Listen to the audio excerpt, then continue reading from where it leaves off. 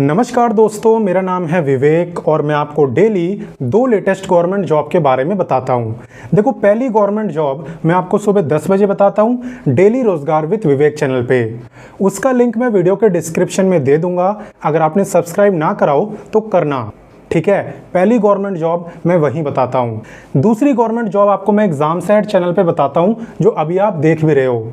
कब बताता हूँ? रोजाना दोपहर 3 बजे, ठीक है। तो इस चैनल को भी सब्सक्राइब कर लेना ताकि रेगुलर आपको 2 गवर्नमेंट जॉब्स के बारे में पता लगे। और बाकी हाँ, आज की गवर्नमेंट जॉब आपको काफ़ी ज़्यादा पसंद आएगी क्योंकि आज की वैकेंसी बिल्कुल परमानेंट है, कॉन्ट्रैक्ट बेसिस का कोई चक्कर नहीं है। और सबसे बढ़िया बात है कि इस गवर्नमेंट जॉब को लेने के लिए आपको कोई भी एग्ज़ाम नहीं देना। जी हाँ, बिना परीक्षा के यहाँ पे आपका सिलेक्शन होने वाला है। कैसे होगा वो सब कुछ मैं आपको बताऊँगा। और ऐसा नहीं है कि सिर्फ फेक रहा हूँ, मैं आपको ऑफिशियल नोटिफिकेशन भी दूंगा, ठीक है। तो इस बात पे वीडियो को एक लाइक करना तो बनता है ताकि मैं यूं ही मोटिवेटेड रहूं और ऐसी ही गवर्नमेंट जॉब आपके लिए लाता रहूं। आप में से कितने बच्चों ने कांस्टेबल जीडी का नाम सुना है? ऑलमोस्ट सब ने। और आप जानते हो कि कांस्टेबल जीडी बनने के लिए आपको एग्ज़ाम देना पड़ता है। बट यहाँ पे एक ऐसी वैकेंसी आई है जहाँ पे आप सेम कांस्टेबल जीडी बिल्कुल डायरेक्ट बन सकते हो, यानी कि बिना कोई एग्ज़ाम दिए। इंपॉर्टेंट डेट्स की अगर बात करें ना, तो इस वैकेंसी में आप आज ही से अप्लाई कर सकते हो, यानी कि 25 जुलाई से। और ये जो वीडियो है ना, ये भी मैं 25 जुलाई को ही बना रहा हूँ। फॉर्म भरने की लास्ट डेट है 20 अगस्त। और टोटल पोस्ट की बात करें तो यहाँ पे 241 सीट्स हैं। और ये तो मैं आपको कितनी बार बता चुका हूँ कि यहाँ पे आपको कोई भी एग्ज़ाम नहीं देना है, बिना एग्ज़ाम के भी सिलेक्शन होता है। अभी आप देखोगे कैसे, ठीक है। चलिए इससे आगे बढ़ते हैं। अब नेक्स्ट हम बात करने वाले हैं एलिजिबिलिटी यानी क्वालिफिकेशन की। तो देखो, यहाँ पे दोस्तों अगर आप 10वीं पास हो ना, तो आप कांस्टेबल जीडी बन सकते हो। और ऐसा मत सोचना कि सिर्फ मेल अप्लाई करेंगे, मेल फीमेल दोनों अप्लाई कर सकते हैं, किसी को भी रोका नहीं गया है। बस हाँ, एक कंडीशन है और वो है हाइट। यहाँ पे आपकी हाइट भी देखी जाती है। अगर आप मेल हो ना, तो आपकी मिनिमम हाइट 170 सेंटीमीटर होनी चाहिए और जो फीमेल है उनकी हाइट कम से कम 157 सेंटीमीटर होनी चाहिए, ठीक है। बात करें कि भाई पे कितना रहेगा, तो पे आपका रहने वाला है एज पर लेवल 3, यानी लेवल 3 के अकॉर्डिंग। SSC CHSL को तो जानते ही होगे, तो उससे भी ज़्यादा पे है, समझ गए। तो चलिए आगे बढ़ते हैं। अब बात करते हैं एप्लीकेशन फ़ीस की। तो आप देख सकते हो, जनरल OBC और EWS की है 100, बाकी SC ST और सभी फीमेल फ्री में अप्लाई कर सकते हैं, ठीक है। आप लोगों की कोई फ़ीस नहीं है। अप्लाई कैसे करना है? ऑनलाइन। मैं बताऊंगा भी कैसे करना होता है।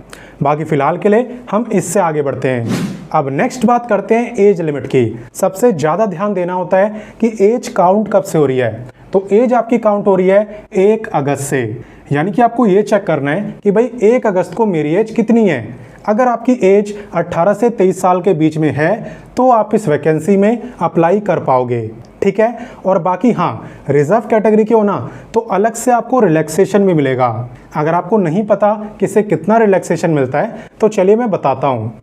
देखो, रिलैक्सेशन की जहाँ तक बात है तो यहाँ पे SC ST को पूरे 5 साल का मिलता है, OBC को 3 साल का। फिजिकली हैंडीकैप्ड तो अप्लाई नहीं कर सकते और जो एक्स सर्विसमैन है उन्हें भी यहाँ पे 5 साल का रिलैक्सेशन मिलेगा, ठीक है। क्लियर? तो चलिए आगे बढ़ते हैं। अब हम आ चुके हैं वीडियो के सबसे इम्पॉर्टेंट टॉपिक यानी सिलेक्शन प्रोसेस के ऊपर। क्योंकि देखो, काफ़ी कन्फ्यूज़न होगी आपके मन में कि भाई जब ये गवर्नमेंट जॉब है वो भी परमानेंट, तो एग्ज़ाम क्यों नहीं हो रहा। तो चलिए बताता हूँ। दरअसल यहाँ पे आपका सिलेक्शन हो रहा है स्पोर्ट्स सर्टिफिकेट के बेस पर, यानी कि आप पे स्पोर्ट्स का सर्टिफिकेट होना चाहिए। अगर आप सोच रहे हो किस गेम का, तो स्क्रीन पे आपको जितने भी नेम दिख रहे हैं इनमें से किसी भी गेम में अगर आप पे सर्टिफिकेट है तो आप अप्लाई कर सकते हो। लेवल की अगर बात करूं तो आप पे इंटरनेशनल, नेशनल या फिर कम से कम स्टेट लेवल का तो होना ही चाहिए। अगर उससे भी लो लेवल का सर्टिफिकेट है तो आप यहां पे अप्लाई नहीं कर पाओगे। सबसे पहले इंटरनेशनल वाले सिलेक्ट होंगे, फिर नेशनल वाले, देन स्टेट वाले, अगर सीटें बची तो, ठीक है। तो यहाँ पे सबसे पहले आपका स्पोर्ट्स का सर्टिफिकेट ही देखा जाएगा। उसके बाद आपका फिजिकल स्टैंडर्ड टेस्ट होगा। फिजिकल स्टैंडर्ड टेस्ट में बेसिकली वो आपकी हाइट वगैरह चेक करेंगे।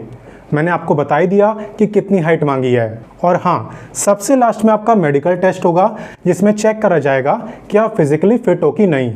और बाकी आप स्पोर्ट्स पर्सन हो गए तो फिट तो आप हो गए ही। ऐसा कौन सा स्पोर्ट्स पर्सन है जो फिट नहीं है? तो ये तो आप क्वालिफाई कर लोगे, उसकी दिक्कत आपको नहीं होने वाली। तो चलिए अब बात करते हैं कि आप इस वैकेंसी में अप्लाई कैसे कर सकते हो। तो देखो, मैंने आपको व्हाट्सएप के ऊपर नोटिफिकेशन, अप्लाई, ऑफिशियल वेबसाइट, ये तीनों चीज़ें दे दी है। ठीक है, वीडियो डिस्क्रिप्शन में जाना, वहाँ पे व्हाट्सएप का लिंक आपको मिल जाएगा, उस पर क्लिक करना, सामने ही आपको ये तीनों चीज़ें मिलेंगी। ठीक है, तो अप्लाई करने के लिए आपको अप्लाई लिंक पे क्लिक कर देना है। क्लिक करने के बाद आपको क्या करना है, चलिए बताता हूँ। अप्लाई लिंक पे क्लिक करने के बाद सबसे पहला काम है रजिस्ट्रेशन करने का। जब आपका रजिस्ट्रेशन भी हो जाए, उसके बाद आप लॉगिन करके कंप्लीट फॉर्म को भर सकते हो और हाँ, फीस की पेमेंट भी कर सकते हो। और बाकी कोई दिक्कत आए, कुछ ना समझ आए तो कमेंट करके मुझसे पूछ भी सकते हो। अब आप सोच रहे होगे कि यहाँ पे जॉब लोकेशन क्या होगी। तो देखो, वैसे तो कहीं पर भी आपकी पोस्टिंग हो सकती है, क्योंकि आप कांस्टेबल जीडी बनोगे बीएसएफ के अंदर, तो ऑल ओवर इंडिया में कहीं पे भी आपकी पोस्टिंग हो सकती है। हालांकि उससे पहले का जितना भी प्रोसेस है ना, वो सब आपका दिल्ली में होगा। जैसे कि स्पोर्ट्स का सर्टिफिकेट चेक करना, फिजिकल रिक्वायरमेंट चेक करना, हाइट वगैरह, ये सब आपका दिल्ली में होगा और पोस्टिंग कहीं पे भी हो सकती है। तो अपने सभी स्पोर्ट्स पर्सन भाई बहनों के साथ आप इस वीडियो को शेयर जरूर करना, क्योंकि ऐसी वैकेंसी काफ़ी कम आती है। तो मैं नहीं चाहता किसी पे स्पोर्ट्स का सर्टिफिकेट भी हो और उसे इसके बारे में पता ही ना चले। तो शेयर करना आपका काम है। साथ ही में समझाने का तरीका अच्छा लगा तो वीडियो को लाइक भी कर देना, क्या जाता है। बाकी मिलते हैं नेक्स्ट वीडियो में फिर एक नई गवर्नमेंट जॉब के साथ, और तब तक के लिए जय हिंद, वंदे मातरम।